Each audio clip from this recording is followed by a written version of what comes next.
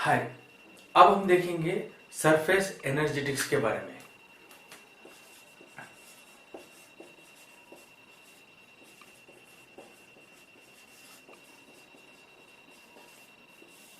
Surface energetics क्या होता है उसका एक छोटा सा डेफिनेशन देखेंगे या उसका छोटा सा डेरिवेशन देखेंगे। डेरिवेशन के लिए आपको पहले अज्यूम करना है कि आपके पास एक रेक्टेंगुलर वायर है। सोचो कि आपके पास एक वायर है, उसको रेक्टेंगुलर फॉर्म में मोड़ो, रेक्टेंगुलर ऐसे और ऐसे रेक्टेंगुलर फॉर्म में मोड़ो और उसका लोअर पार्ट,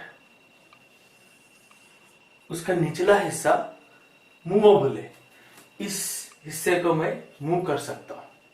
उसका निचला हिस्सा मूवेबल है। एक रेक्टेंगुलर वायर है, उसका निचला हिस्सा मूवेबल है। अब इस वायर को लेके आप एक सोप सॉल्यूशन में डुबाओ। सोप सॉल्यूशन में डुबाने के बाद क्या होगा, इस वायर में एक सोप फिल्म फॉर्म होगा। यहां पर सोचो कि हमारे पास एक सोप फिल्म है। तो सोप फिल्म फॉर्म होने के बाद आप इस वायर को थोड़ा नीचे खिसकाओ। आप ट्राई कर रहे हो कि इस वायर को थोड़ा नीचे खिसकाने के लिए। तो सोचो कि मैं इस वायर को नीचे खिसकाया इतने डिस्टेंस पे। तो ये जितना मैंने खिसकाया या जितना मैंने इसको मूव किया वो डिस्टेंस है डी, स्मॉल डी। ये रेक्टेंगुलर के डायमेंशन से ये बी सी डी और जो मैंने मूव किया है उसके डायमेंशन है ये डैश और डी डैश। ओके, उसके डायमेंशन ये है। मैं फिर से आपको दोहराऊंगा। एक वायर लो, उसको रेक्टेंगुलर में कन्वर्ट करो। उसका निचला हिस्सा मूव होना है, उसका निचला हिस्सा मूव होना है। उस चीज को आप एक सोप सॉल्यूशन में डुबाओ। डुबाने के बाद आप वो रेक्टेंगुलर में क्या आएगा, यहां पर आपको सोप फिल्म आएगा। एक फिल्म, जैसे आप मेले में जब जाते हो तो एक सर्कुलर वायर को डुबा के फूकते हो और बबल्स आते हैं ना, इसी तरह यहां पर एक सोप फिल्म आएगा हमारे पास। तो उस फिल्म आने के बाद आप इस वायर को मूव करो इतने डिस्टेंस पे। डिस्टेंस क्या था, मूवेबल डिस्टेंस स्मॉल डी। तो आपने मूव किया, मतलब क्या, आप एक फोर्स लगा रहे हो इस वायर को यहां तक मूव करने के लिए। आपने एक फोर्स लगा के इस वायर को यहां तक मूव किया। तो हम जानते हैं कि इसका अपोजिंग फोर्स क्या है, मतलब कौन सा फोर्स है जो इस वायर को ऊपर खींच रहा है। मैंने नीचे फोर्स लगाया तो मुझे कौन सा फोर्स से लड़ना पड़ रहा है, तो अपोजिंग फोर्स क्या है वो भी देखते हैं। तो मैंने एक फोर्स लगाया, तो मेरा अपोजिंग फोर्स क्या था, अपोजिंग फोर्स था। उसके लिए आपको जानना है कि फिल्म में क्या था। फिल्म में आपने क्या किया, वायर को सोप सॉल्यूशन में डुबाया। सोप सॉल्यूशन में क्या होता है, सरफेक्टेंट होता है और वाटर मॉलिक्यूल होता है। हम वाटर मॉलिक्यूल पे यहाँ कंसंट्रेट करेंगे। मेरे पास वाटर मॉलिक्यूल्स हैं पूरे। सोचो कि एक फिल्म में वाटर मॉलिक्यूल्स और सरफेक्टेंट है, तो यहां पर मेरे पास वाटर मॉलिक्यूल्स है। तो ये वाटर मॉलिक्यूल्स जो इस वायर से जुड़े हुए हैं, इनके ऊपर भी जो फिल्म है, इनके ऊपर भी वाटर मॉलिक्यूल्स होंगे। मैं ऐसे ही आपको लिख के दिखा रहा हूं। इनके ऊपर भी ऐसे वाटर मॉलिक्यूल्स होंगे। इन दोनों वाटर मॉलिक्यूल के बीच में एक अट्रैक्शन होगा। तो ऊपर वाला वाटर मॉलिक्यूल्स नीचे वाले वाटर मॉलिक्यूल्स को ऊपर खींच रहे हैं एंड आप एक फोर्स लगा के वही वायर को नीचे खींच रहे हैं। सोचो कि ये वायर का लेंथ है L, यहां से लेके यहां तक वो वायर का लेंथ है L।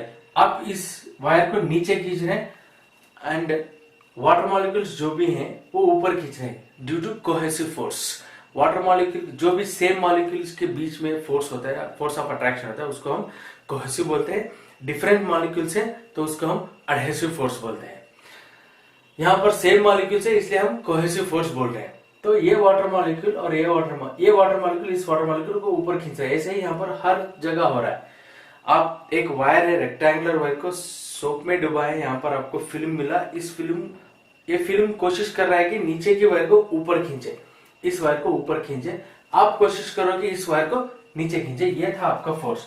तो हम देखेंगे इसका अपोजिंग फोर्स क्या था, अपवर्ड फोर्स क्या था। डाउनवर्ड फोर्स तो आपका था ये वाला, हम देखेंगे अपवर्ड फोर्स क्या था, किस चीज के अगेंस्ट आप फोर्स लगा रहे हो, वो फोर्स था सरफेस टेंशन, क्योंकि सरफेस टेंशन एक डायरेक्ट रिजल्टेंट है कोहेसिव फोर्स का। कोहेसिव फोर्स की वजह से ही सरफेस टेंशन आता है। तो surface tension is the direct resultant of cohesive force. तो ये सरफेस टेंशन कहां पे एक्ट कर रहा है, किस चीज पे एक्ट कर रहा है, वायर पे, यहां से लेकर यहां तक एक्ट कर रहा है वो। तो इस वायर का लेंथ क्या था, एल।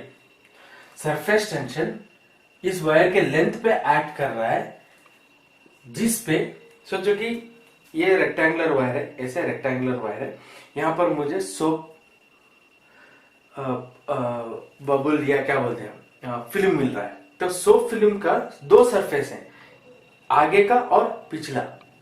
आगे का सरफेस भी है और पीछे का सरफेस भी है। तो दोनों सरफेस दोनों उस फिल्म को खींच रहे हैं। यहाँ पर एक वायर है ऐसे, मुझे यहाँ पर आगे का सरफेस भी है, ये वायर है, तो ये मूवेबल वायर है, ऐसे मैं इसको मूव कर सकता हूं।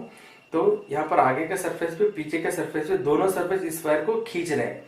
तो surface tension acting along the length of the wire which has two surfaces। Wire के दो सरफेस है, इसलिए मैंने दो लिखा, दो सरफेस होता, आगे वाला और पिछले वाला। तो इसको अगर हम सही से लिखें तो force is equal to surface tension into 2L। ये हुआ आपका फोर्स। हम क्या जानने वाले थे, surface energetics.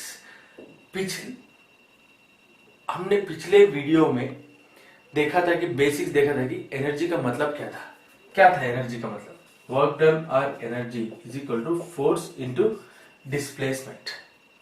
Force into displacement था एनर्जी का मतलब। तो हम लिखेंगे इस चीज यहां पर हम लिखेंगे, तो energy is equal to force के बगले मैं लिखूंगा सरफेस टेंशन इंटू 2L। अब हमारे पास है क्या, डिस्प्लेसमेंट। डिस्प्लेसमेंट क्या था, स्मॉल डी। मैं यहां से लेके यहां तक इस वायर को खींचा, स्मॉल डी था, वो था आपका डिस्प्लेसमेंट। तो लेंथ इंटू डिस्प्लेसमेंट हुआ चेंज इन एनर्जी। मैं यहां पर लिखूंगा एनर्जी, फिर से यही इक्वेशन फिर से लिख रहा हूं मैं। Energy is equal to surface tension into 2L into D. Length into displacement को हम बोलेंगे change in surface area. So energy is equal to surface tension into change in area. Finally हम लिख सकते हैं सरफेस एनर्जेटिक्स को capital G से represent करते हैं।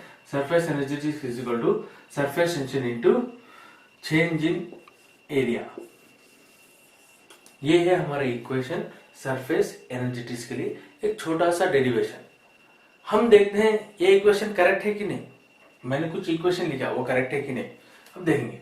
एनर्जी का यूनिट्स क्या था, एनर्जी का यूनिट्स था dynes into centimetre. Surface tension का यूनिट था dynes divided by centimetre. Area का था centimetre square, square square cancel हो गए, dynes into centimetre is equal to dynes into centimetre. So ये इक्वेशन सही है। इस प्रकार से आप कोई भी इक्वेशन को सही या गलत है आप चेक कर सकते हो। अगर ये आप फॉलो करोगे, कोई भी कॉम्पिटिटिव एग्जाम्स में आपको कोई भी क्वेश्चन इस प्रकार में आएगा, कोई भी इक्वेशन है, आपको बोलेगा कि हाँ इसका मतलब क्या था, इस इक्वेशन का आंसर क्या था, नीचे आपको 4 आंसर्स दिए होंगे। तो ये मेथड से आप उस आंसर को क्रैक कर सकते हो। ये बहुत सिंपल सा मेथड है।